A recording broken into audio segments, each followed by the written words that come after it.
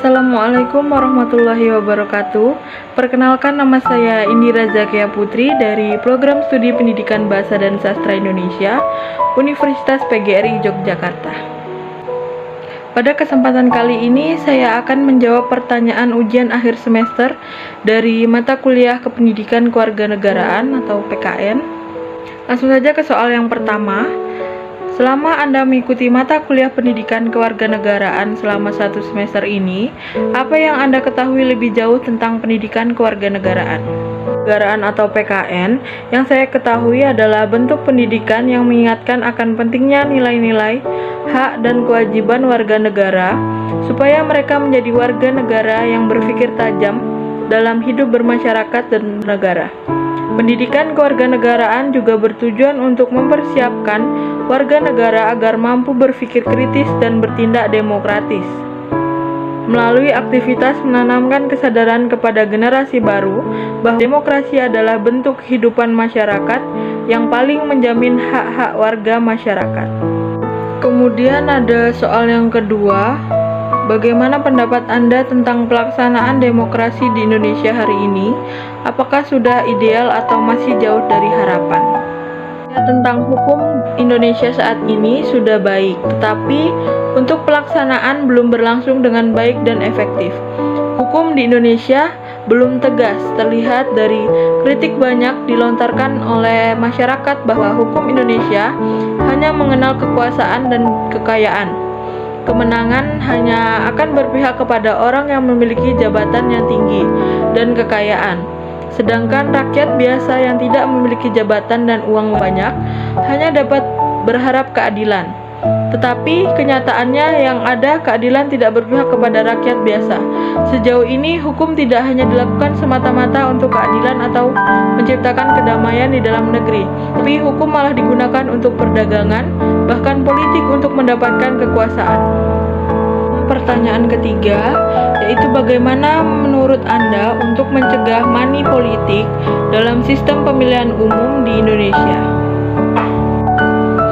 Menurut saya, cara pencegahan money politik bisa dilakukan dengan pendidikan politik. Sadar ataupun tidak, maraknya money politik telah banyak mengubah perpolitikan bangsa.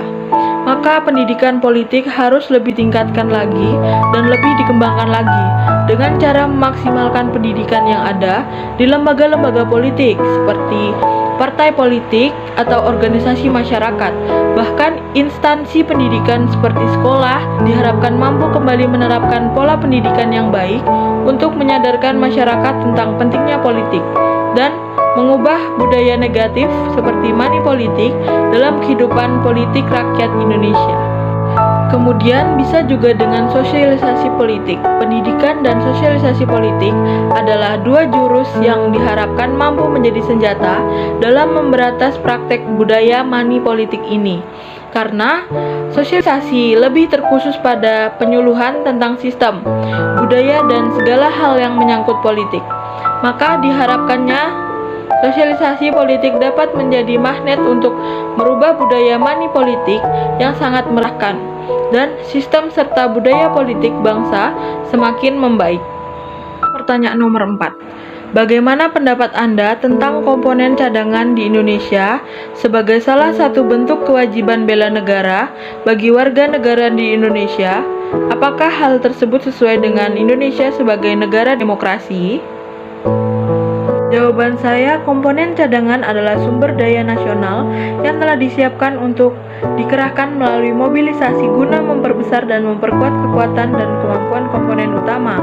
Komponen utama adalah Tentara Nasional Indonesia atau TNI yang siap digunakan untuk melaksanakan tugas-tugas pertahanan. Menurut saya, pembentukan satuan komponen cadangan merupakan implementasi bela negara yang diperintahkan oleh undang-undang terkait hal dan kewajiban warga negara untuk ikut terlibat dalam pertahanan dan keamanan negara.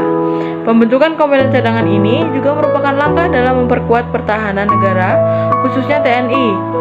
Menurut Undang-Undang Nomor 3 Tahun 2002 tentang Pertahanan Negara, untuk menghadapi ancaman militer, sistem pertahanan negara ditopang oleh 3 komponen, yaitu komponen utama, komponen cadangan, dan komponen pendukung.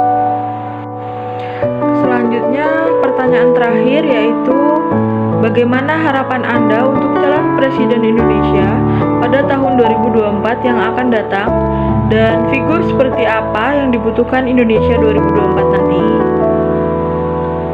Indonesia hari ini tentu berbeda dengan kemarin atau esok hari. Tentu harapan saya, bahkan harapan kita semua untuk calon presiden 2024 yaitu esok hari dapat melihat Indonesia yang aman, damai, tentram, dan sejahtera. Dan hal tersebut akan terwujud apabila kita telah menemukan seorang pemimpin yang tepat yang bisa membimbing bangsa yang besar, bangsa kita, bangsa Indonesia. Sekian jawaban dari saya, kurang lebih